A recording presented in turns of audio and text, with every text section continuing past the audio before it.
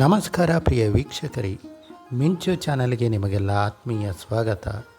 ನಾನು ನಿಮ್ಮ ಹರ್ಷವರ್ಧನ ಹೆಗಡೆ ನಿಟ್ಟೂರು. ಖ್ಯಾತ ಗಾಯಕಿ ಶ್ರೀಮತಿ ಅರ್ಚನಾ ಉಡುಪ ಇವರ ಜೊತೆಗಿನ ಸಂದರ್ಶನದ 4ನೇ ಭಾಗವಿದು. ಬನ್ನಿ ಪ್ರಿಯ ವೀಕ್ಷಕರೇ, ಶ್ರೀಮತಿ ಅರ್ಚನಾ ಉಡುಪ ಇವರ ಜೊತೆ ಮಾತನ್ನು ಮುಂದುವರಿಸೋಣ.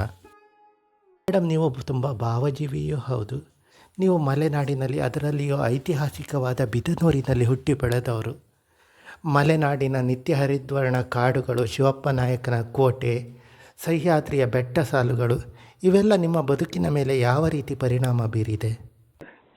ಅದೇ ನಾನು ಇಂಥ ಒಂದು ಅದ್ಭುತವಾದ, ಬಹುಶಃ ನನ್ನ ಜನರೇಷನ್ನವರಿಗೂ ಕೂಡ ಯಾರಿಗೂ ಆ ಒಂದು ಅಷ್ಟು ಸುಂದರವಾದ ಬಾಲ್ಯ ಸಿಕ್ಕಿರ್ಲಿಕ್ಕಿಲ್ಲ ಸರ್.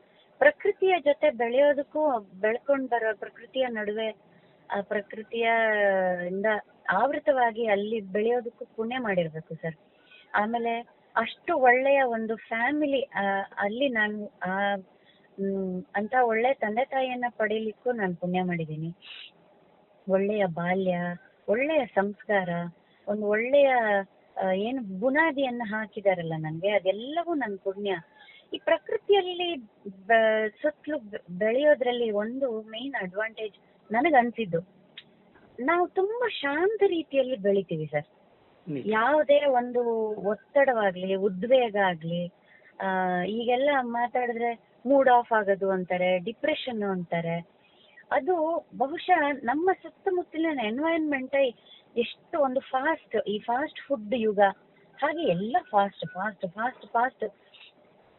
ನಾವ್ ಏನ್ ತಿಂತೀವಿ ಅದು ನಾವ್ ಆಗ್ತೀವಿ ಅಂತ ಹೇಳ್ತಾರಲ್ಲ, ಈಗೆಲ್ಲ ಫಾಸ್ಟ್ ಫುಡ್ ತಿಂದ ಬಹುಶಃ ಎಲ್ರದ್ದು ಮಾನಸಿಕ ಸಂತುಲನ ಹಾಳಾಗಿ ಹೋಗ್ತಿದ್ಯೋ ಏನೋ, ಮಾನಸಿಕ ಆರೋಗ್ಯವೇ ಕೆಡ್ತಾ ಇದೆಯೇನೋ, ದೇಹದ ಆರೋಗ್ಯ ಮನಸ್ಸಿನ ಆರೋಗ್ಯ ಎರಡೂ ಕೆಡ್ತಾ ಇದೆಯೇನೋ ಅಂತ ನನಗೆ ಅನ್ಸುತ್ತೆ.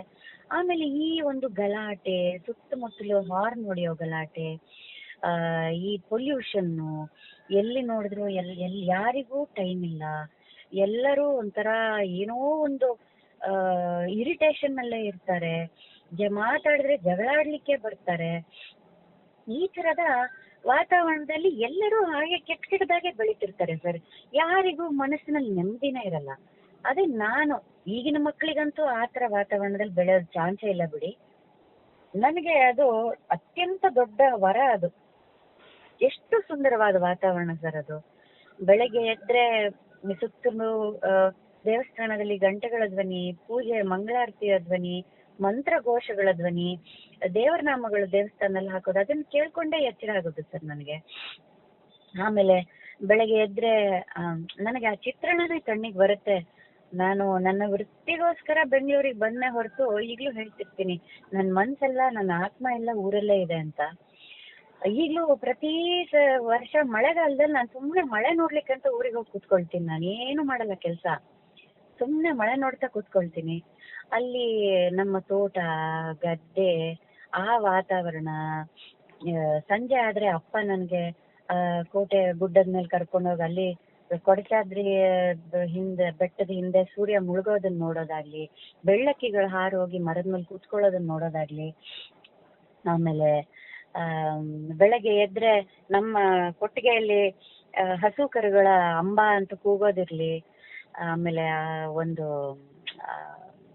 ಒಲೆ ಹಂಡೆಯಲ್ಲಿ ತಪ್ಪಲೆಯಲ್ಲಿ ನೀರ್ ಕಾಯಿಸೋದು, ಅದರ ಹೊಗೆ, ಆ ಒಲೆ ಮುಂದೆ ಕೂತ್ಕೊಂಡು ನಾವು ಚಳಿ ಕಾಯಿಸೋದು, ಇವೆಲ್ಲ ಸರ್ ಅದು ಅದು ಬೇರೆನೆ ಪ್ರಪಂಚ ಸರ್. ಅದು ಹತ್ತಿರದ ಸುಬ್ರಹ್ಮಣ್ಯ ದೇವಸ್ಥಾನ, ಆಂಜನೇಯ ಮನೆ ದೇವಸ್ಥಾನ ಪಕ್ಕದಲ್ಲೇ, ಅದೇ ಸುತ್ತಲೂ ದೇವಸ್ಥಾನ. ಮನೆ ಪಕ್ಕದಲ್ಲಿ ನಮ್ದೇ ಫ್ಯಾಮಿಲಿ ಸುಬ್ರಹ್ಮಣ್ಯ ದೇವಸ್ಥಾನ.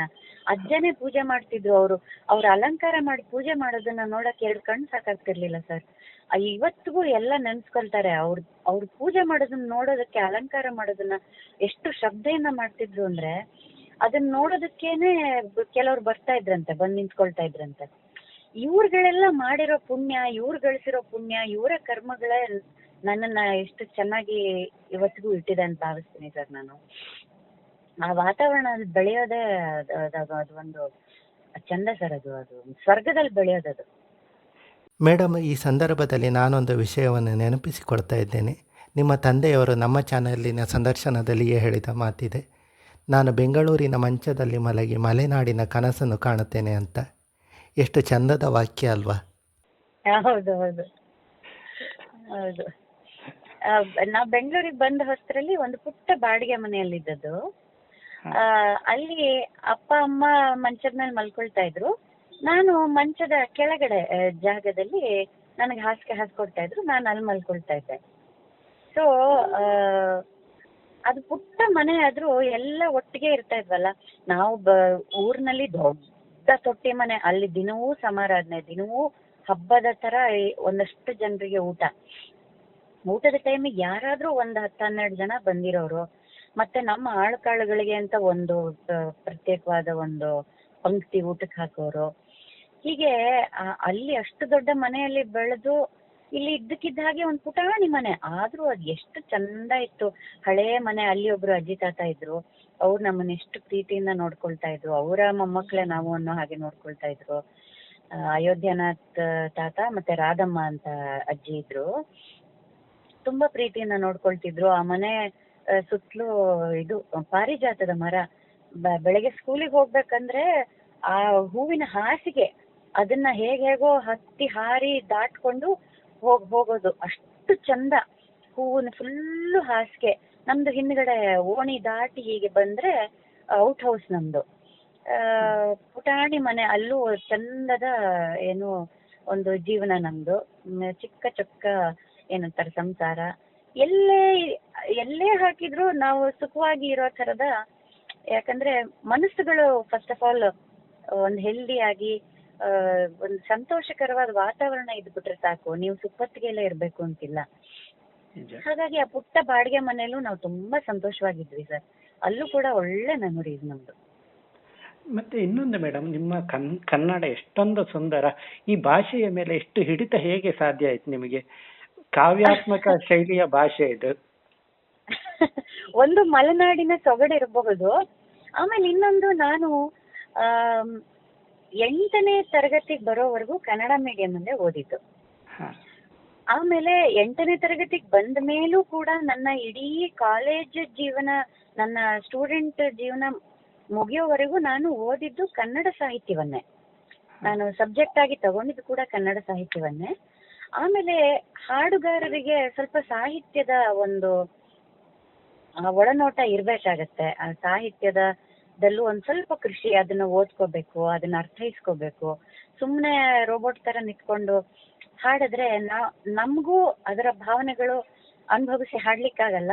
ನಾವ್ ಯಾವಾಗ ಅನುಭವಿಸಿ ಹಾಡೋದಿಲ್ವೋ ಅವಾಗ ಆ ಒಂದು ಅನುಭವ ಕೇಳುಗರಲ್ಲೂ ಕೂಡ ನಾವು ಹುಟ್ಟಿಸೋದಕ್ಕೆ ಸಾಧ್ಯವಾಗಲ್ಲ. ಸೊ ಹಾಗಾಗಿ ಸಾಹಿತ್ಯದಲ್ಲಿ ಸ್ವಲ್ಪ ಕೃಷಿ ಇತ್ತು ನಂದು. ಹಾಗಾಗಿ ಇದು ಬಂದಿದೆ, ಸ್ವಲ್ಪ ಬಹುಶಃ ರಕ್ತಗತವಾಗೂ ಬಂದಿದೆ. ಮತ್ತೆ ನನ್ನ ಸ್ಟೂಡೆಂಟ್ ಲೈಫಲ್ಲೂ ಚೆನ್ನಾಗಿ ನಾನು ಸಾಹಿತ್ಯವನ್ನು ಓದ್ಕೊಂಡಿದ್ದೀನಿ ಸರ್. ಮತ್ತೆ ಕವಿಗಳ ಒಡನಾಟವು ಒಂದು ಹಂತಕ್ಕೆ ಕಾರಣ ಇರಬಹುದು. ಲಕ್ಷ್ಮೀನಾರಾಯಣ ಭಟ್ಟರು ಅವರ ಹೌದು, ಎಲ್ಲ ಉತ್ಕೃಷ್ಟವಾದ ಕವಿಗಳ ಜೊತೆ ಒಡನಾಡಿದ್ದಿದೆಯಲ್ಲ, ಅದು ಚೈಲ್ಡ್ಹುಡ್ ಇಂದನು ಅದೆಲ್ಲವೂ ಪ್ರಭಾವ ಬೀರಿದೆ ನನ್ನ ಭಾಷೆಯ ಮೇಲೆ. ಮೇಡಮ್, ನೀವು ಇಲ್ಲಿವರೆಗೆ ಸಾಗಿ ಬಂದ ಹಾದಿಯನ್ನು ನೆನಪು ಮಾಡಿಕೊಂಡ್ರೆ ಏನ್ ಅನ್ಸುತ್ತೆ? ನಾನು ಅವಾಗ್ಲೇ ಹೇಳ್ದೆ ಸರ್, ಹಾಗೆ ನಾನು ತುಂಬಾ ಪುಣ್ಯ ಮಾಡಿದ್ದೀನಿ. ದೇವರು ಪ್ರತಿಯೊಂದು ಏನಂತಾರೆ ಮಜಲುಗಳಲ್ಲೂ, ಈಗ ನಾನು ಗಾಯನ ಕ್ಷೇತ್ರದಲ್ಲಿರಬಹುದು ಅಥವಾ ಈ ಒಂದು ಈಗ ಇತ್ತೀಚೆಗೆ ಹೊಸ ಹುಚ್ಚು ನಟನೆ ಶುರು ಮಾಡ್ಕೊಂಡಿದ್ದೀನಲ್ಲ, ಅದ್ರಲ್ಲೂ ನನಗೆ ಎಲ್ಲೇ ಹೋದ್ರು ಒಳ್ಳೆಯ ಎನ್ವೈರನ್ಮೆಂಟ್ ಸಿಕ್ಕಿದೆ ಸರ್. ನನಗೆ ಯಾರು ನನ್ನನ್ನ ಕೆಟ್ಟದಾಗಿ ನಡ್ಸ್ಕೊಂಡಿಲ್ಲ. ಬಹುಶಃ ನಾನು ಚಿಕ್ಕ ವಯಸ್ಸಲ್ಲೇ ಫೀಲ್ಡಿಗೆ ಬಂದು ಎಲ್ಲರೂ ನನ್ನನ್ನ ಆ ವಯಸ್ಸಿನಿಂದ ನೋಡಿ ನನ್ನನ್ನ ಬೆಳೆಸಿರೋದ್ ಕಾರಣ ಇದ್ರೂ ಇರಬಹುದು. ತುಂಬಾ ಪ್ರೀತಿಯಿಂದ ನನ್ನನ್ನ ಎಲ್ಲ ಬೆಳೆಸಿದ್ದಾರೆ. ಆಮೇಲೆ ದೇವರು ಎಲ್ಲದ್ರಲ್ಲೂ ನನಗೆ ಹದವಾಗಿ ಕೊಟ್ಟಿದ್ದಾನೆ ಸರ್. ಒಳ್ಳೆಯ ತಂದೆ ತಾಯಿ, ಒಳ್ಳೆಯ ಫ್ಯಾಮಿಲಿ.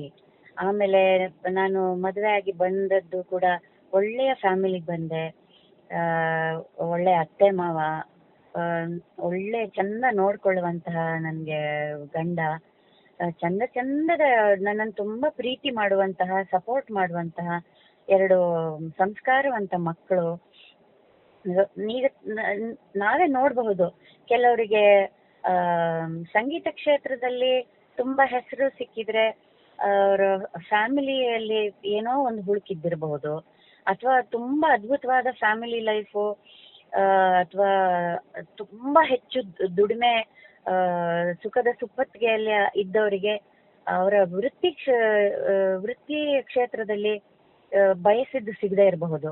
ಈ ತರ ಒಂದಿದ್ರೆ ಒಂದಿರಲ್ಲ, ಈ ತರ ಆಗ್ತಾ ಇರುತ್ತೆ. ಆದ್ರೆ ನನಗೆ ಎಲ್ಲಾ ಕಡೆಯೂ ದೇವರು ಒಂದು ಹದವಾದ ಮಿಶ್ರಣ ಸರ್. ನನ್ನ ಜೀವನ ಎಲ್ಲವನ್ನೂ ಕೊಟ್ಟಿದ್ದಾನೆ ನನಗೆ. ಏನಂತಾರೆ 200% ಸಂತೃಪ್ತಿ ಇದೆ ನನ್ನ ಜೀವನದಲ್ಲಿ. ಮೇಡಮ್, ಕೊನೆಯದಾಗಿ ನಮಗಾಗಿ ಒಂದು ಹಾಡನ್ನು ಹೇಳ್ಬೋದಾ, ಯಾವ್ದಾದ್ರು ಭಾವಗೀತೆ? ಖಂಡಿತ ಸರ್. ನಾನು ಚಿಕ್ಕ ವಯಸ್ಸಿನಿಂದಲೂ ಪ್ರತಿ ವೇದಿಕೆಯಲ್ಲೂ ಹಾಡ್ಕೊಂಡ್ ಬಂದಂತಹ, ನನಗೆ ಹೋದಲ್ಲೆಲ್ಲ ಫಸ್ಟ್ ಪ್ರೈಸ್ ಕೊಟ್ಟಂತಹ ಹಾಡನ್ನ ಹಾಡ್ತೀನಿ. ನನ್ ತುಂಬಾ ಪ್ರಿಯವಾದ ಹಾಡು. ಯಾವ ಮೋಹನ ಮುರಳಿ ಕರೆಯಿತು ದೂರ ತೀರಕ್ಕೆ ನಿನ್ನನು, ಯಾವ ಬೃಂದಾವನವು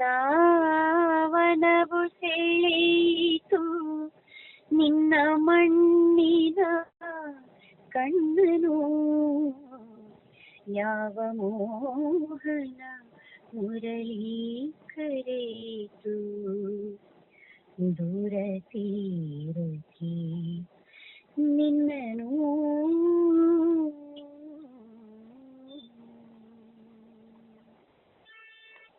ಮಿಂಚು ಚಾನಲ್ ಜೊತೆ ಇಷ್ಟೊತ್ತು ಮಾತಾಡಿದ್ದಕ್ಕೆ ತುಂಬಾ ಧನ್ಯವಾದಗಳು madam. Thank you sir, thank you so much. ನಿಮಗೂ ಕೂಡ ಇಷ್ಟು ಆಪ್ತವಾಗಿ, ಇಷ್ಟು ಪ್ರೀತಿಯಿಂದ ನನ್ನನ್ನ ಮಾತಾಡಿಸಿದ ನಿಮಗೂ ಕೂಡ ತುಂಬಾ ತುಂಬಾ ಧನ್ಯವಾದಗಳು. ಹಾಗೂ ಮಿಂಚು ಚಾನೆಲ್ನ ಯಾರ್ಯಾರು ಕೇಳ್ತಾ ಇದ್ದೀರಿ ಅವರೆಲ್ಲರಿಗೂ ನನ್ನ ಧನ್ಯವಾದಗಳನ್ನ ಅರ್ಪಿಸ್ತೀನಿ ಸರ್. ನಮಸ್ತೆ ಮೇಡಮ್. ಥ್ಯಾಂಕ್ ಯು ಸರ್, ನಮಸ್ತೆ. ಪ್ರಿಯ ವೀಕ್ಷಕರೇ, ಮತ್ತೊಂದು ಹೊಸ ಕಾರ್ಯಕ್ರಮದೊಂದಿಗೆ ಶೀಘ್ರದಲ್ಲಿ ಭೇಟಿಯಾಗೋಣ. ನೀವಿನ್ನೂ ನಮ್ಮ ಮಿಂಚು ಯೂಟ್ಯೂಬ್ ಚಾನಲ್ ಸಬ್ಸ್ಕ್ರೈಬ್ ಮಾಡಿಕೊಳ್ಳದಿದ್ದರೆ ಸಬ್ಸ್ಕ್ರೈಬ್ ಮಾಡಿಕೊಳ್ಳಿ. ನನ್ನ ಪ್ರೀತಿಯ ವೀಕ್ಷಕರೆಲ್ಲರಿಗೂ ನಮಸ್ಕಾರ.